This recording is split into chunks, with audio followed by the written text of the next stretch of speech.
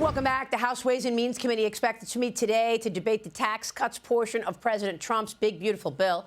They released part of the plan yesterday. It proposes eliminating certain taxes on tipped income and overtime pay while extending the 2017 Tax Cuts and Jobs Act. It also increases the state and local tax deduction cap to $30,000 from $10,000 for single and joint filers, which would phase down as income grows. New York Congresswoman Claudia Tenney joined me on Sunday Morning Futures to talk about it. Watch.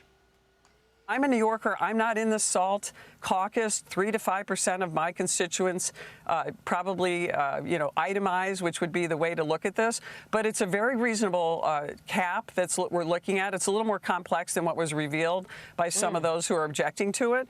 But Maria, 98% roughly in all these so-called SALT districts are getting a benefit for their taxpayers. 98% of their taxpayers are getting a benefit. That's what really, this is supposed to be protecting the middle class. SALT is about state and local tax deductions for the wealthy.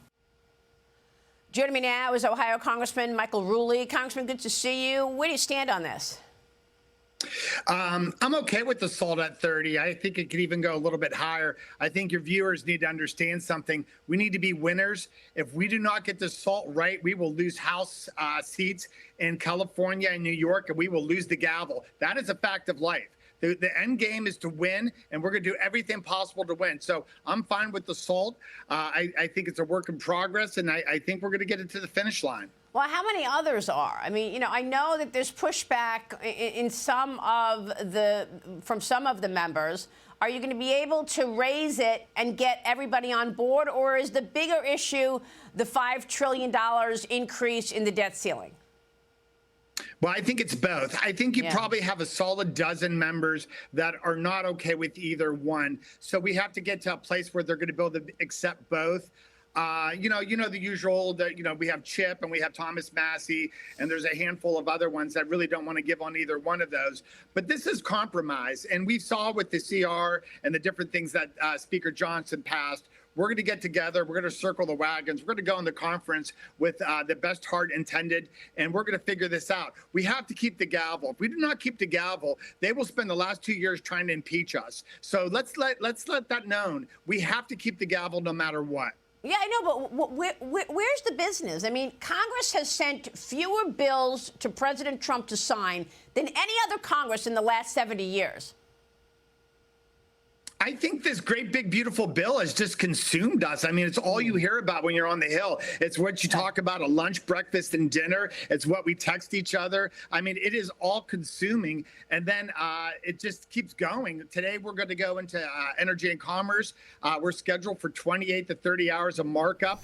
It's going to be a pretty brutal run to the finish line. But we're going to go through it, and we're going to go line by line, and we're going to keep the opposition party at bay. All right. Well, look, the House Energy and Commerce Committee expected to mark up its portion of the GOP bill today. You're a member of the House Energy Committee. You say that this is a very big deal. Tell me what you're expecting. Do you expect these markups to be done by the end of the week? I do. I think they're going to probably be done by tomorrow night. Okay. We're starting at 1 o'clock today, and we're not going to stop. We're going to go all night long. We have to get this done. I think Jason Smith and Ways and Means, he feels the same way. If we could get this out of the committees by the weekend, we're going to be in great shape. The president wants this great, big, beautiful bill on his desk by 4th of July. We have to move very quickly. All right, Chris, jump in here.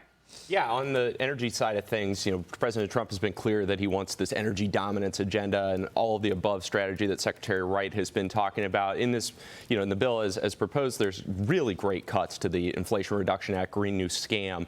But I wonder if there's an opportunity as these negotiations go on, as we try and get something done by Memorial Day, to find ways that in the districts, like you're talking about, the SALT districts, there's a lot of districts that are getting money through some of these tax credits, that are getting businesses that are getting loans through the Loan Provision Office at DOE.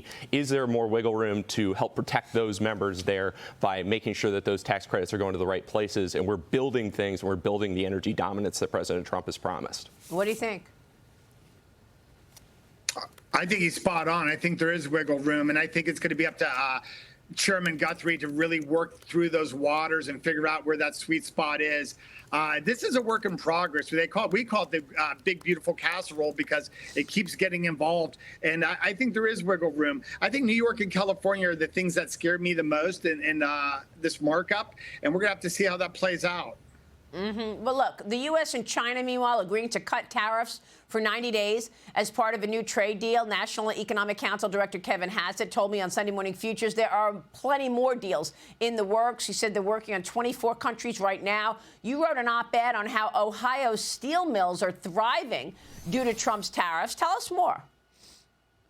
We've toured 2 or 3 different steel mills, and they're basically, it's cleared the playing field. It's allowed the American steel to actually compete with the slave labor that we see throughout the world. Most of the world, you know, when you're talking about Mexico, Indonesia, China, or Africa, they pay slave labor. We cannot compete with that. We have a far superior quality. And in Ohio, we're making steel again. How exciting it is. But what it is, it's a boutique steel. It's a very specific steel. Most of it's being used ironically, with the energy sector, when we're fracking the Utica Marcellus Shale in the Ohio 6, we have enough energy in my district to supply the earth for 500 years. And the best part is we're making the steel to go down there and drill, baby, drill right here in Ohio.